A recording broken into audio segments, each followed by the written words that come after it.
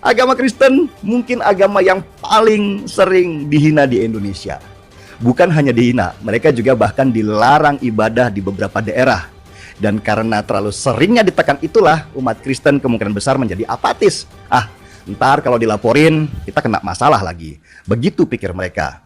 Apalagi setiap hari Minggu pendeta mereka selalu menekankan di dalam khotbahnya, kasihilah musuhmu, kasihilah musuhmu.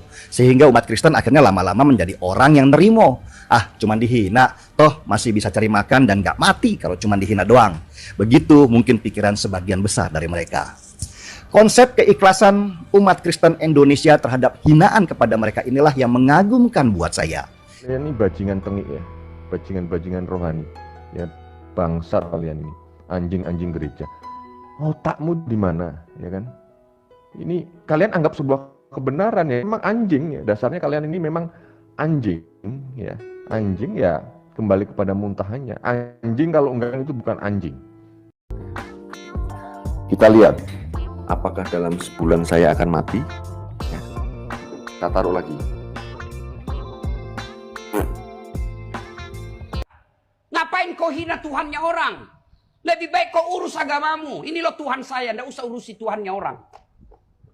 Kalau ada orang penceramah kasar mulutnya, memaki-maki aja kerjanya, apalagi sampai menyebarkan kebencian dan fitnah, belajar kembali deh bab adab.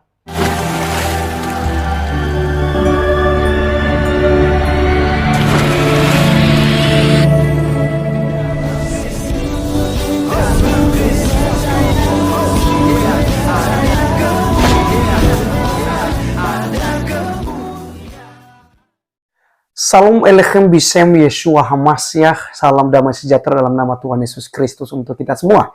Berjumpa kembali dengan saya teman-teman sekalian, Arif Guleh di channel TV Laskar Kristus.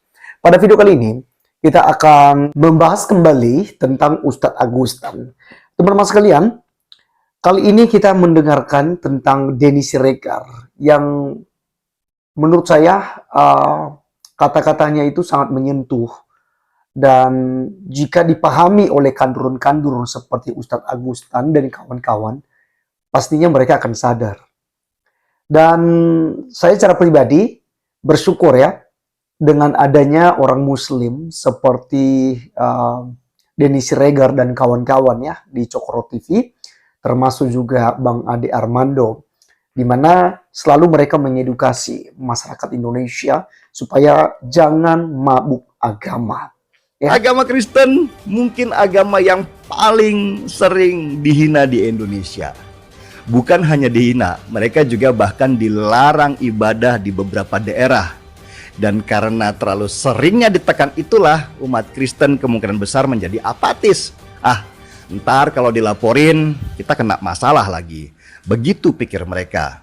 Ya mereka nggak salah sih. Banyak kasus di mana umat Kristen selalu menjadi pihak yang dikorbankan.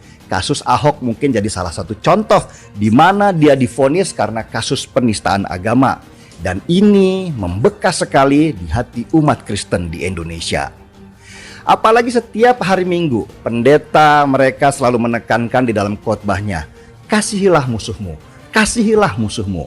Sehingga umat Kristen akhirnya lama-lama menjadi orang yang nerimo.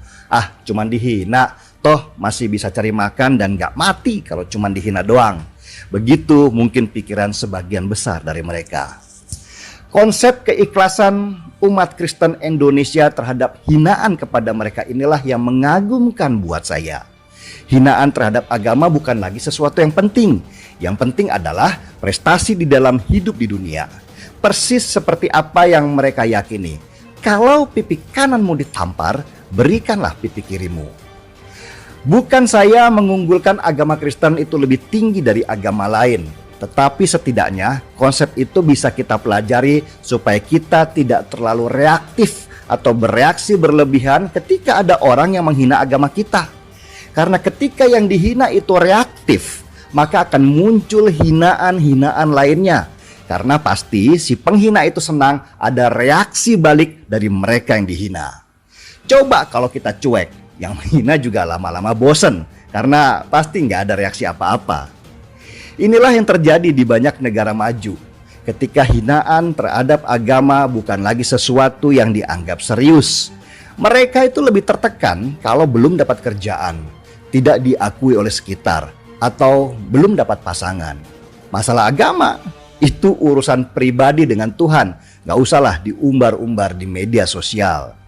Dan karena itulah mereka akhirnya bisa berlomba-lomba di dalam teknologi, saling berkompetisi siapa yang duluan bisa ke Mars, saling sikut-menyikut di arena balap yang prestisius, juga saling mencari kejayaan di bidang ilmu pengetahuan. Itulah kenapa mereka lebih maju dari kita di Indonesia dalam segala bidang, kecuali bidang agama. Bidang yang sangat kita kuasai, mulai dari neraka paling bawah sampai berapa jumlah bidadari di surga, kita sangat tahu detailnya. Meski takut disuruh berangkat duluan ke sana. Ya, beragama boleh, tapi jangan mabuk agama, gitu ya. Dan harus juga diingat bahwa Indonesia tidak memprioritaskan suatu agama pun sebagai dasar negara. Tapi semua agama yang ada di Indonesia ya sama-sama kedudukannya di NKRI. Hargailah satu dengan yang lainnya. Kemudian jika orang Kristen dihina, mari kita ingat dan belajar untuk mendalami apa yang disampaikan oleh Tuhan Yesus kepada kita, bahwa kita harus bisa mengampuni, mengasihi musuh kita, dan mendoakan mereka yang menganiaya kita, menjelekkan kita, menghina kita, bahkan kitab suci kita dikentutin seperti dilakukan oleh Agustan. Teman-teman, di dalam Roma pasal 12 ayat 19 dikatakan firman Tuhan, saudara-saudaraku yang kekasih, janganlah kamu sendiri menuntut pembalasan. Oke? Tetapi berilah tempat kepada murka Allah, sebab ada tertulis pembalasan itu adalah hakku. Akulah yang akan menuntut pembalasan, firman Tuhan. Jadi teman-teman sekalian, kita serahkan sama Tuhan. Dan biarkan netizen masyarakat Indonesia yang bisa menilai gitu ya. Bahkan orang yang masih ragu-ragu juga untuk menentukan agama mana yang dipilih. Silakan ya, tentukan sendiri. Gitu ya. Karena tentu teman-teman sekalian, tujuan Agustan ini adalah mempromosikan Islam sebenarnya. Menyiarkan Islam supaya orang berbondong-bondong masuk ke agama Islam. Tapi caranya salah, karena mulutnya penuh dengan caci makian dan hinaan. Ya. Jadi kalau di Kristen, ya pendeta itu tidak diperbolehkan. Kata-kata kotor tidak boleh disampaikan oleh para pendeta. Jika ada, itu langsung dipecat, gitu ya, oleh sinode di mana dia melayani, teman-teman sekalian. Ya, oleh karenanya, mari apa yang diajak Rasul Paulus ini di dalam ayat 20 juga diteruskan. Tetapi jika seterumu lapar, berilah dia makan. Jika ia haus, berilah dia minum. Dengan berbuat demikian, kamu menumpukan bara api di atas kepalanya. Janganlah kamu kalah terhadap kejahatan, tetapi kalahkanlah kejahatan dengan kebaikan. Wow, luar biasa teman-teman sekalian.